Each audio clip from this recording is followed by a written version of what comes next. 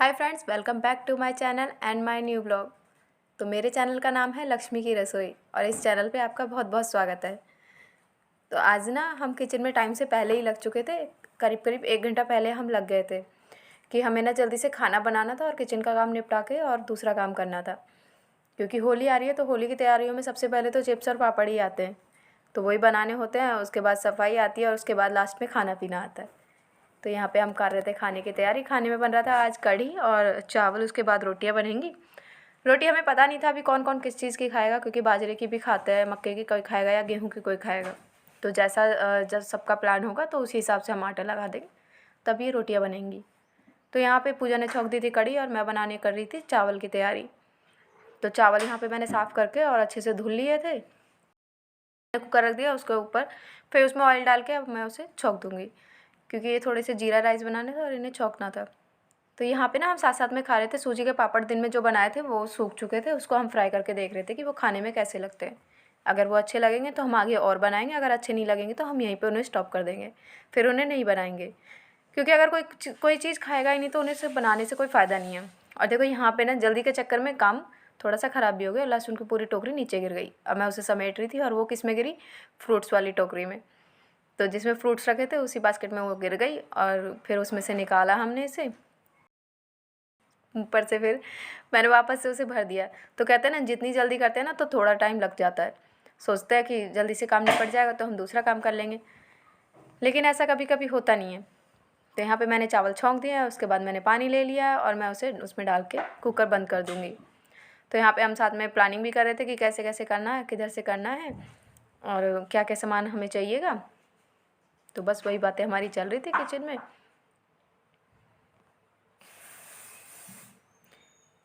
तो देखिए किचन का काम तो हो गया था और हमने एक कद्दूकस भी मंगाया था, वो भी आ गया था। उसके बाद मैं लेने चली गई आलू। तो वहाँ से आलू ले आई। एक बार हम आलू को पहले धुल लेंगे, क्योंकि ना ये घर के आलू थे, तो ये ना हम एक बार पानी में से निकाल लेंगे, क्योंकि इनमें मिट्टी बहुत ज़्यादा थी। उसके बाद हम दोबारा इन्हें पानी में ही काटेंगे। तो आज हम बना रहे हैं चिप्स। तो इन्हें हम शाम को काट के रख देंगे और सुबह जैसे ही जल्दी हो गई ना, हम उबाल उबाल के डालते जाएंगे। क्योंकि चिप्स बनाने में और काटने में अगर हम एक ही दिन में कोशिश करें ना तो ऐसा नहीं हो पाता, क्योंकि बहुत सारी हमें बनानी थी।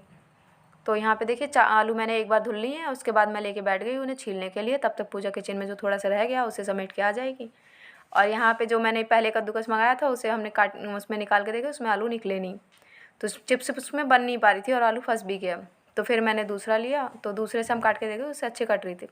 तो चिप्स ना हमें कुछ ऐसी भी बनानी होती हैं जो पतली नहीं बनानी होती, क्योंकि पतली क्या है, पानी में जाके घुल जाएंगी और फिर ना उन्हें जब हम फैलाते हैं तो ज़्यादा दिक्कत होती है। तो हम थोड़ी सी यहाँ पे मोटी वाली काट रहे थे, और मोटी वाली ना तो टूटती है और ना ही उन्हें फैलाने में दिक्कत होती है। तो मोटी मोटी सी चिप्स हम यहाँ पे बना लेंगे जल्दी से फटाफट। तो देखिए यहाँ पे हम चिप्स काट चुके हैं, आधे से ज़्यादा हम लोगों ने काट लिए हैं।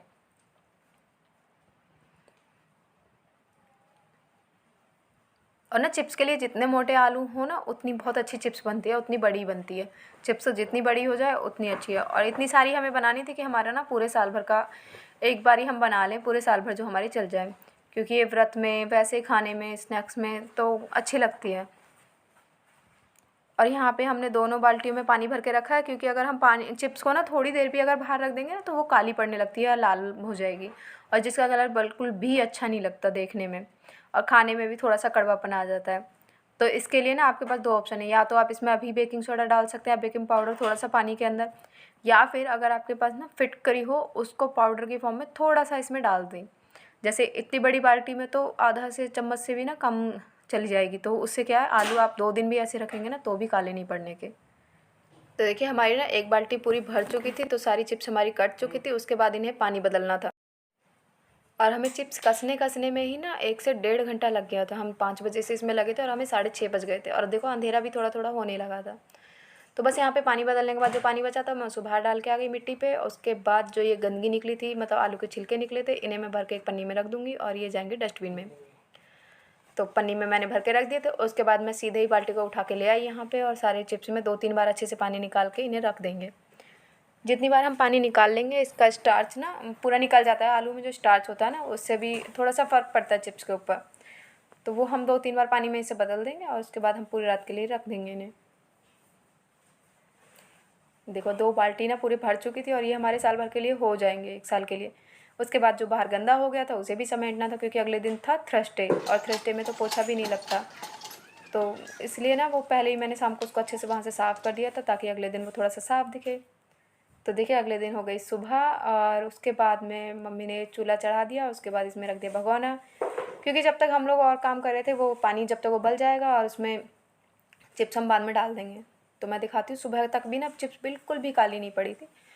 उसके बाद पानी उबल गया था, उसमें सेंधा नमक हमने डाला था, और चिप्स अब इसमें डाल देंगे। जब तक चिप्स ये थोड़ी सी गलेंगी ना, तो उसके लिए थोड़ा वेट करना पड़ेगा, इसमें थोड़ा टाइम लगता है, क्योंकि एक साथ में बहुत सारी हमने डाल दी है। तो देखिए चिप्स हमारी गल चुकी हैं, और इसको कैसे चेक करना है कि नाखून हम गड़ा के देखेंगे। अगर एक कच कच की सी आवाज़ नहीं आती ना, तो चिप्स हमारी तैयार हैं सुखाने के लिए।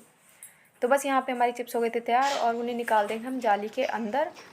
और इतनी देर में ना मैं नहा के भी आ गई थी। चिप्स डालने के बाद में मैं चली गई थी नहाने, और नहा के मैं बाहर आ गई, तब तक ये खाट भी तैयार हो गई थी। इस पर हमें इन्हें सुखा देंगे। अगर आपके पास खाट ना हो तो आप इन्हें ना किसी बेडशीट के ऊपर छत पे सुखा सकते हैं एक साथ। चिप्स पापड़ हो या और कचरी वगैरह हो, उन सब चीज़ों के लिए ना ये होली से पहले का जो टाइम होता है ना, ये सबसे बेस्ट होता है। एक तो इसमें धूप इतनी तेज़ नहीं होती, हम आराम से उन्हें सुखा सकते हैं, आराम से उन्हें पलट सकते हैं और फिर लेके अंदर आ सकते हैं, और ना बहुत जल्दी भी सूख जाती है।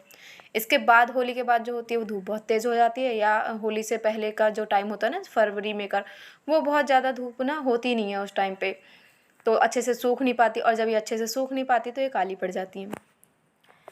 तो यहाँ पे थोड़ी सी चिप्स ना मुझसे सुखाते हुए नीचे गिर गई थी, मैं उन्हें उठा के अंदर ले आऊँगी। उसके बाद में बीच में ही ना हस्बैंड को भूख लगने लगी थी, क्योंकि ब्रेकफास्ट अभी तक मैंने दिया नहीं था, तो बस मैं उनके लिए नहीं बनाने आ गई थी सैंडविच। तो साथ में फिर पापा जी ने भी बोला कि उन्हें भी पराठे खाने, तो बस उनके लिए पराठे बना देंगे। तो यहाँ पे ब्रेकफास्ट बनाने के लिए मैं आ गई, और वहाँ पे तब तक मम्मी उन्हें देख रही थी चिप्सों को, वो उबल जाएंगे तो दूसरा घर मैं दोबारा से उस पर डाल के आ जाऊँगी।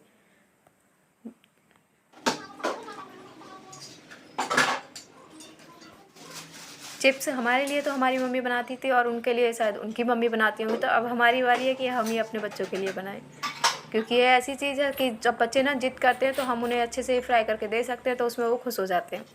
तो बस ये लास्ट का एक घान बच गया था, और इसमें मैंने डाल दिया था थोड़ा सा फूड कलर, जिससे थोड़ी सी कलरफुल हो जाएंगी।